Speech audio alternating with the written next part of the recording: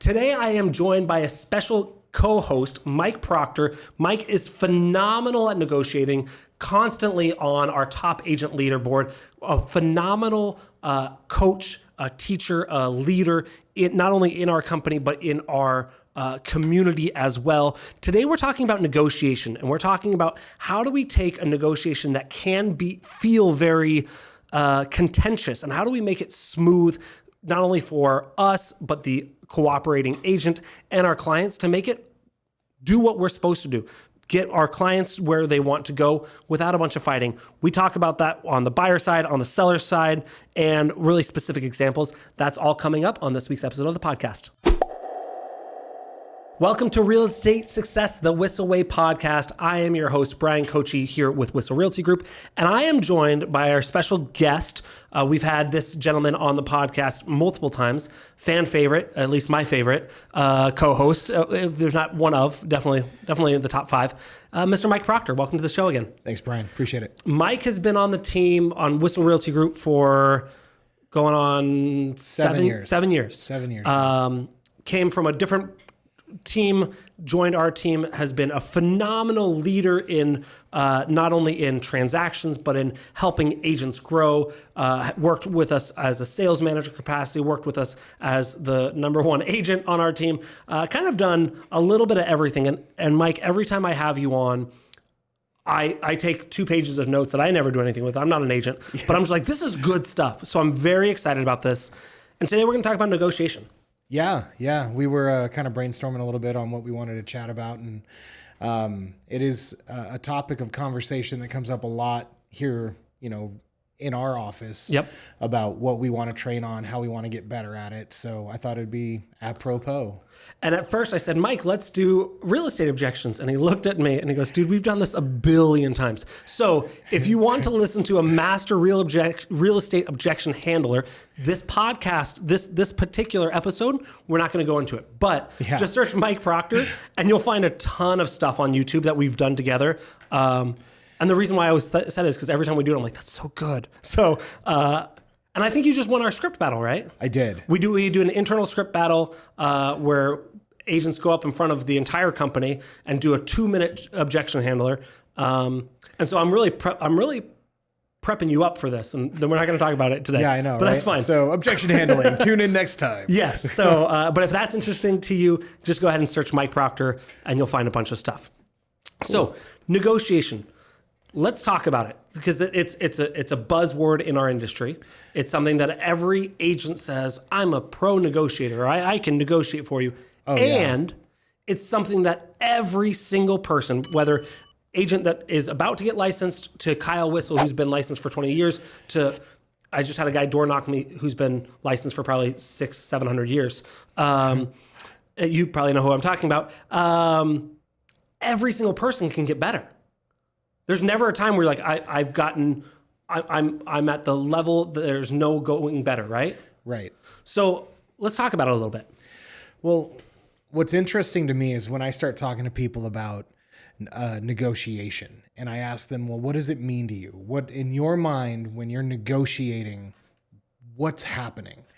And almost without fail, the explanation that comes back to me is something that's adversarial. Mm-hmm. It's A versus B, and there's this like power struggle and fight almost dynamic that takes place, and there's a winner and a loser.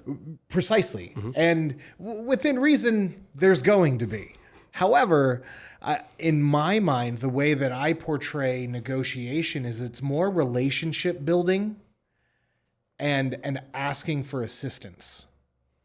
And when I've done it this way, the result is usually much more beneficial for my side of the fence, if that makes sense. Yeah, so instead of going up there and shoving it down their face, and this is what we have to do, and you're going to do this, and you're going to do this, and your client's going to do this. Yes. Usually, if you're on the other side of that, if you're listening right now, if I said that to you, you're probably not going to go, sure thing, Bryan. That sounds great. Exactly. That's not the best. Like, we all know that's not the best way to go across. Without and question. Sometimes people think to be a good negotiator, you're the biggest bully. Mm-hmm. And being a bully, can help you in certain situations.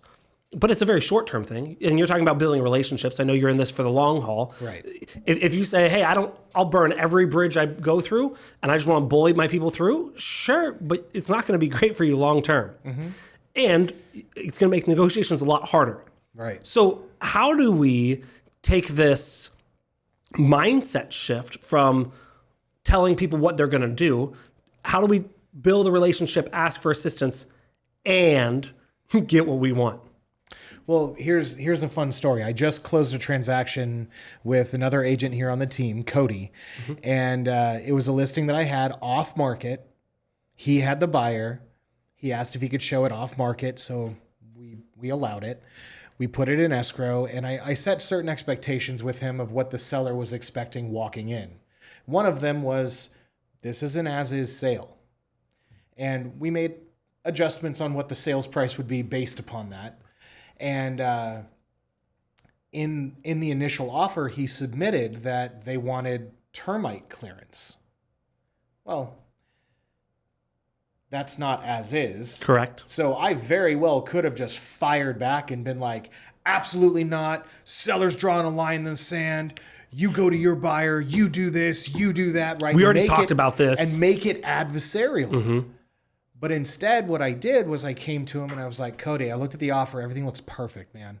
I'm curious, though. I noticed that you put in that you guys want Section 1 termite clearance. How are we going to do that and keep this as is? And then I shut up. I came asking for assistance. I came to partner with you to find a solution to this problem that I found. And he goes, oh, let me talk to my buyer and see if we can just pull that away. And I'm like, that would be really helpful. We closed escrow, and he comes back to me. Cody comes back to me after we close escrow. Yeah. Right. This is 3 weeks in between. Right. And he goes, wow, Mike, that was such a smooth transaction. I figured we would have been negotiating and going back and forth on everything. And I was like, no, man, you were just awesome. So we didn't have to do anything. You're like, we were negotiating. And in his mind, there was never a negotiation. Yeah. But I got my client exactly what they wanted for a price more than what they wanted. And Cody thought he never negotiated. So you asked, how do we do this? That is exactly how. Because as soon as I bark at you, as soon as I start to portray the bully, you acknowledge that, and your defenses come up, and you start strategizing on tactics on overcoming my objections, and it becomes into ego. Precisely. My ego, I gotta beat you. Yeah. Like I gotta win. Right. Yeah. Where if I come to you as a bridge builder and I'm like, hey, I love what you put together here. I noticed one little thing and I need your help trying to figure this out. How can I do this? I give you the problem to solve. Now, is it a guaranteed way to make them, pull away from what I don't want them to do? No. However, it shifts their thought process from you versus me to we need to get through this. And if I can reach across the table and I can get them to think of we instead of you versus me, we are going to find an amicable decision and an outcome. So now I love that. And that, in this story, you've had a relationship with Cody for 3 years. He's been on our team. He's a great agent. He's a great guy. Yep. You already have that relationship built. How do you do that same thing? Or what do you need to do before you get to that if it's an agent you've never met before? So this happened. Oh, I love this. First of all, as a listing agent, I answer my phone. I can't tell you how many times I've had other agents call me and, I answer the phone and they're like, wow, you answered your phone. Listing agents out there, please don't be lazy. Answer your phone. And it's only going to get harder throughout this year. Well, it's going to get busier and busier. And I make the joke, kind of tongue in cheek, they call us cooperating brokers for a reason. We are supposed to cooperate with one another. This is not without emotion. This is not without people. This needs the human element in order for work to happen. So, no, I don't want a voicemail. I don't want a text message, and I definitely don't want an email. I want to physically speak to you. And I want you to sell me on you. And when that phone call happens and it's post showing and they're like, yeah, I just wanted to call and let you know my buyer's interested in putting an offer in. I'm like, okay, cool. Well, tell me a little bit about you, man. I want to know about the human being that's on the other end of the phone, not the client. I don't care about your buyer. That's your client. You love them. I don't need to. But this is one of many opportunities that you as a buyer's agent and me as a listing agent may have an opportunity to have a relationship. So let me learn a little bit more about you. And what are you looking for when you ask that? So I want to know, were they the ones that were there at the property? I'd love to get their thoughts and ideas about the property. I want to know if they have had any transactions with anybody else within my team. Nice thing about the Whissel team, we have a lot of agents, and the probability of somebody having some history with us is pretty good. So I'm going to ask, hey, what kind of history do you have with the Whissel team? Have you closed any transactions with us? And if not with Whissel, how about EXP? Have you closed any transactions with an EXP agent? Right? Okay. Do you have a TC? What kind of back office support do you currently have? This is a conversation I'm having with them over the phone before they've submitted an offer. I want to know who I'm getting into work with. Am I going to do your job for you? Right? Like we have a offer submission link that you copy and paste into the browser in order to submit your offer to us, which is amazing. And as a listing agent, the way that it categorizes and structures the offer and sends me a quick, easy to read format of like a synopsis of all the offers, I love it. It's amazing for me. I can't tell you how infuriating it is when I get a phone call from an agent that's like, I can't figure this out. And I'm like, you copy and paste it into the browser. And they're like, well, I don't know. And I'm like, you're screaming to me that you don't want to work with me. and that this is going to be a difficult transaction. And so I love these are the questions that you ask, because not only one, and I know this, but I'll spell it out. You're asking, hey, have you worked with someone on our team? Yeah. Oh, yeah, I worked with Cody. We'll just use him as an example. Right. Then your next call is like, hey, Cody, how is this dude? 100%. How is this chick? Oh, she was great. Oh, he asked me to fax him everything. Like, oh, that's interesting. Yeah. And so I love that. And it gives them the opportunity to kind of figure out where you go. And then the great thing is you're listing a property, you have 5, 6, 7, 8, 9 offers. You only can accept one, you can only work with one. But now you, as a listing agent, are building 9 relationships. Precisely. Whether you accept them or not, now you started it. Now when they have a listing and you call them, be like, hey, remember when I answered your call? Time to answer my call, guy. Right. Well, and here's the part that I think That's we implied, by the overlook way, the not. most is the burden of communication, the burden of appropriate communication falls on us. It does not fall on people that don't understand it.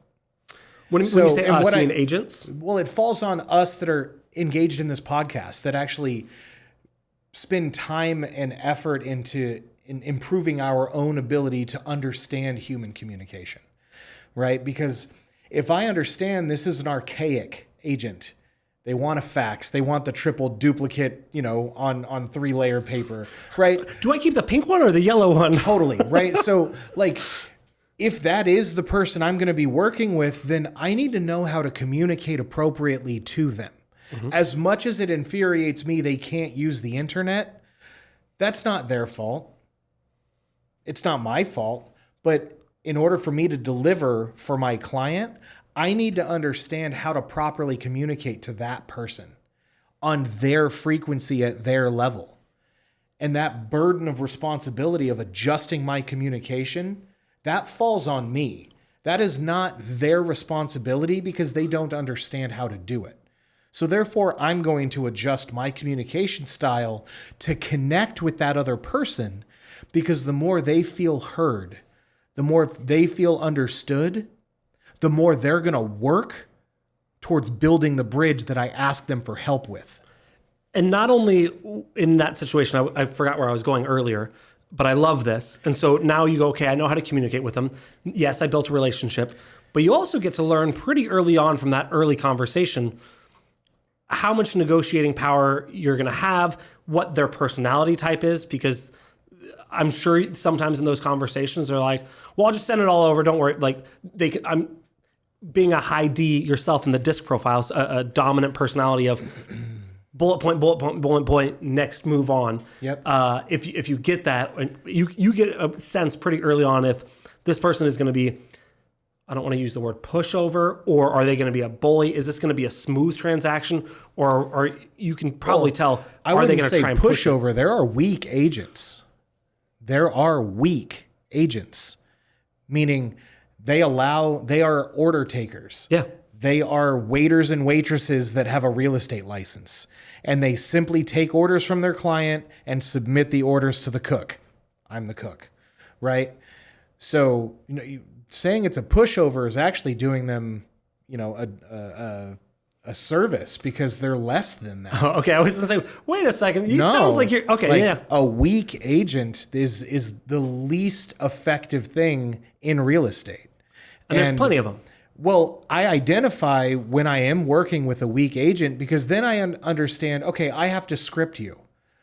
I have to teach you how to talk to your client in order for us to hit the finish line.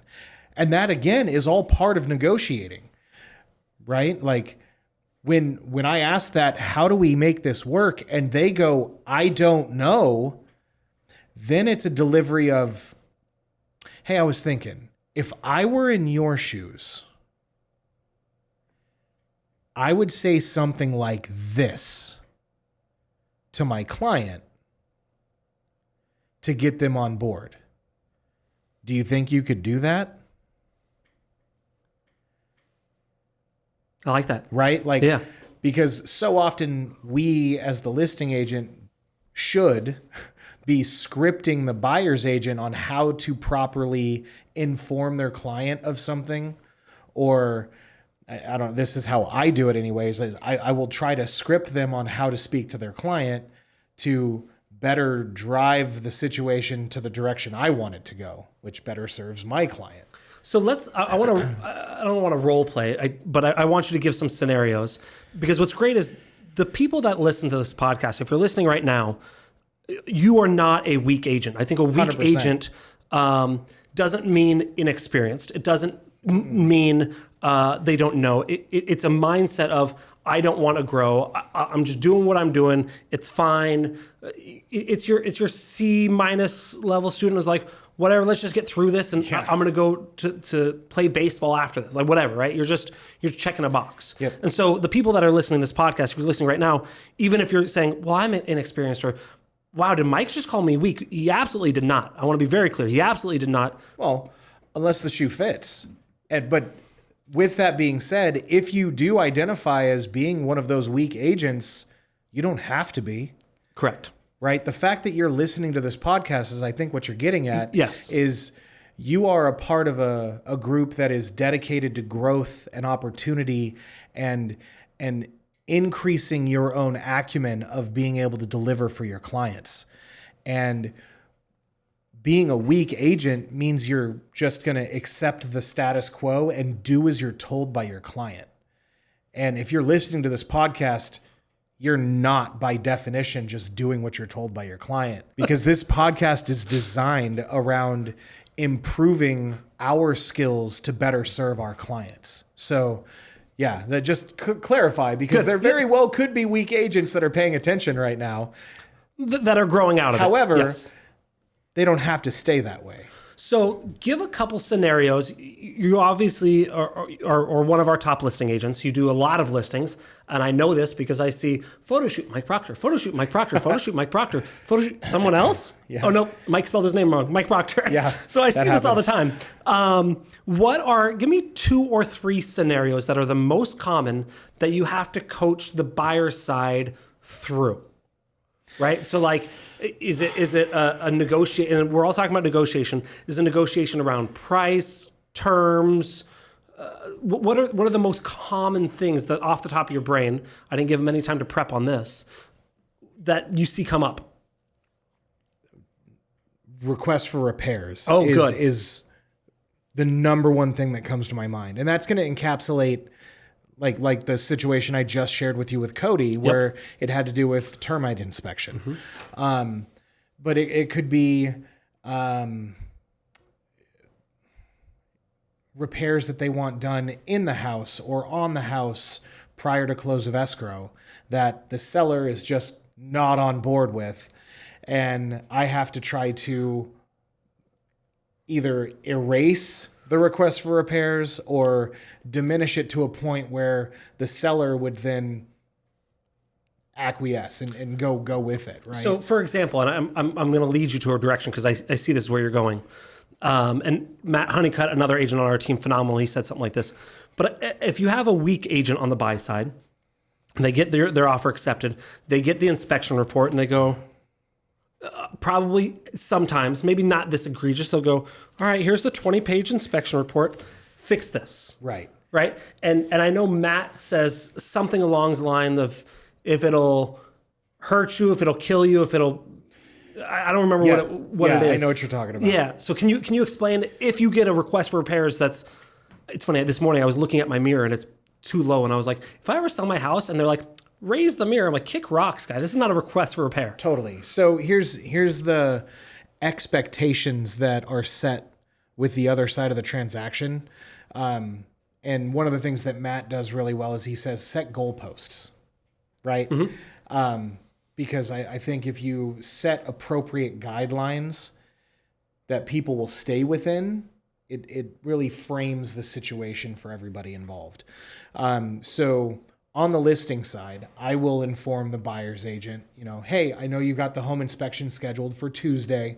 I just want to give you a heads up. I have already set the expectation with the seller that if it is not a safety hazard or if it is not broken, it's not something we need to be concerned with. So if you could pass that on to the buyer, I would really appreciate it. And you do that before the request for repairs. Oh, yeah. So that way they go. That way when they get the report, they have a framework to stay within. If it's not broken and it's not a safety hazard, it's a honey-do list item for after you own the property. Yeah, the roof will be done in 5 years. Good to know. Yeah. Right? Like, so that's an expectation that's set prior to that ever becoming a hurdle. I love that, because then when they say, when they hear you, and if they decide to ignore you because they can't figure out how to copy and paste things, and they decide to ignore you, and they slide around the inspection report, and you can say, remember we talked about this, right? You would probably say it nicer than I would, because I would go, per my previous email, aka, remember this asshole? Yes. If we're safety hazard and broken, the dishwasher, it's old, it still works. Right. We're not going to repair that. Exactly. So that's the biggest thing, is I think setting those proper expectations from that initial phone call, understanding who it is that you're speaking to, and then adapting your communication style to them to really build that rapport. And then when they do get off script, when they go outside the goalposts, you can ask questions to help them pull everybody back within the goalposts. And that's going to help keep your negotiation simpler. Now, I know you are a phenomenal listing agent. I know you do primarily listings. That being said, you have more than a handful of buyers that you have worked with and that you will work with and that you are probably currently working with. The funny thing about it is I never see when agents work with buyers because they're not doing photo shoots for the house. Right. So I want to kind of flip this, especially the last handful of years at least. We've been in a strong seller's market. Yes. And so it's a lot easier to talk about negotiation when you have the upper hand and you say, I've got 9 other offers. If you don't want to, if you're requiring termite, I'm just going to move to the next guy, right? That comes from a lot more strength. Let's flip it from the buyer side. We're still in a seller's market. You're negotiating with the listing agent. You're in a weaker position. What are some, and I'm sure these are going to be very similar, but what are some tools or techniques or tactics that you use to not be in the weaker of the position? Does that make sense? Right. So when I'm on the buy side, I try to deliver to the listing agent how simple of a transaction this is going to be for them. I try to ensure that they understand they're not going to have to do my job. And how do you do that? I will already have research to see if I know people that are on their team that I or someone else on the Whissel team have already worked with, so I can name drop when I call them. Hopefully they like that guy. You're like, hey, I worked with Susie. They're like, Susie's a jerk. Right. Yeah, I hate her too. Yeah. Well, and that's the thing is like, I'll impress upon them how we have a back office staff that handles the transaction management and coordination for us. And I will establish the relationship that I have with my buyer. I will let them know the expectations that I have set with my buyer. So that way they understand I'm not an order taker, that I am the one at the helm of my buyer side transaction, and that all these intricate pieces of the puzzle I have in place. Our lender's solid. We've done the appropriate pre-qualifications. We have all the documents in. The lender's not waiting for anything other than an address and an appraisal, and we can close. So rest assured, when you pick our offer, we're hitting the finish line. And you communicate, this goes back to earlier, you communicate how they want to be communicated with. Right. So if they're a high I personality in the disc profile and they want to talk to people, then we're chit-chatting. Yep. Then we're telling stories. I'm asking questions about crazy showings they've had since the property's been available, right? Like, oh my gosh, has your phone been ringing off the hook? Tell me about it.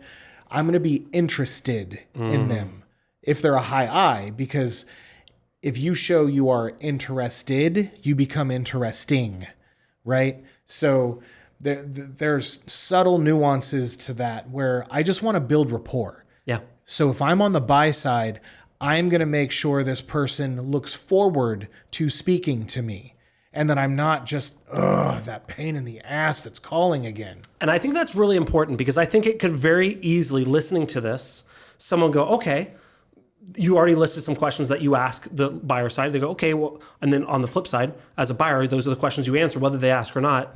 But very easily, I can see an agent go, hey, Mike, it's Bryan. I'm submitting an offer. I'm so good. My back office is so good. My lender's so good. It's like, I don't care.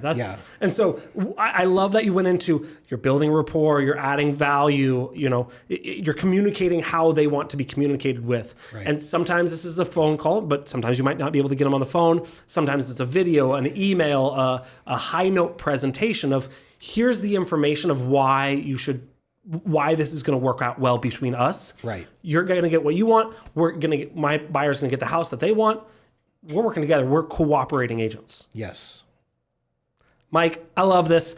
If before we go into our widget of the week, which is something that we use in our business or our life, people are going to hear this and go, wow, that's great. I want more.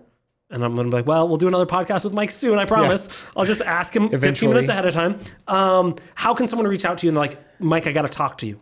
Instagram's probably the easiest, at the Mike Proctor. Yeah. So easy. Just makes it simple. Yeah. Good. And just hit you up, follow you there, DM you there. And, oh, totally. Yeah. Follow me. I'll follow you back. It'll be amazing. We can be best friends. Very cool. So thank you for watching. Again, we're going to get into our Whissel widget of the week. But if you like this, if you want more of this, go ahead and subscribe to the podcast. You can go to thewhisselway.com, and that has a list of all the things we do, from our Facebook group, our YouTube channel, our podcast, our newsletter, our information about our course where Kyle and I talk about everything we do about our business creating content and how we do that. And then also join our referral network. We have people leaving San Diego and we need to send them places. And so one of the things we do is we look at the list of agents that said, I sell in this area. These are the cities I cover. Please send me referrals if things go by. And so that is, I'm not guaranteeing anything, but that's a step that we go through. I did 6 of those last year. I love that. I sent out 6 referrals last year. So yeah, send me your referral information. So thewhisselway.com. And if you like this, leave us a review. That always fills our cup. It helps us get out to other people. And it's just a good thing for us. Oh, 100%. And share this with someone. If you have an agent that's struggling with negotiation, maybe it's a new agent, maybe it's a weak agent that doesn't want to be a weak agent.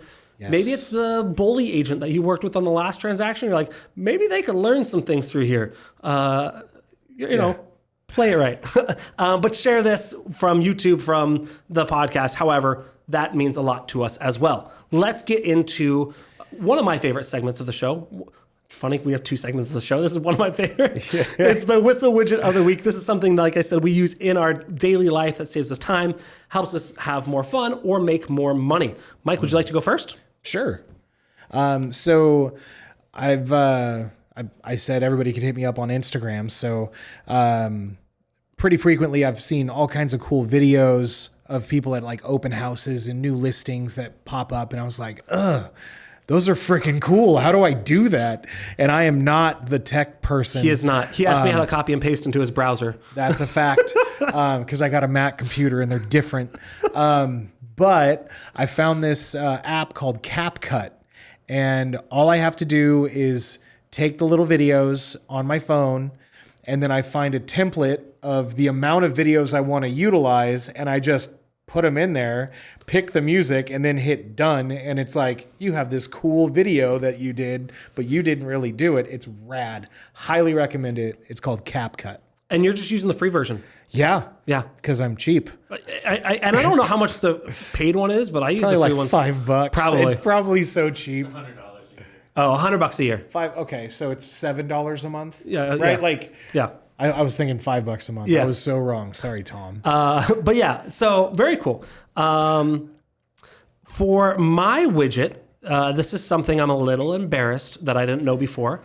I reached out to we're big YLOPO fans. We love YLOPO for our front end website. They do everything from our website, our IDX search, our e-alerts to let clients know that, or let our agents know. No, let our clients know about new listings. We get alerts when they go back to the website. They do remarketing.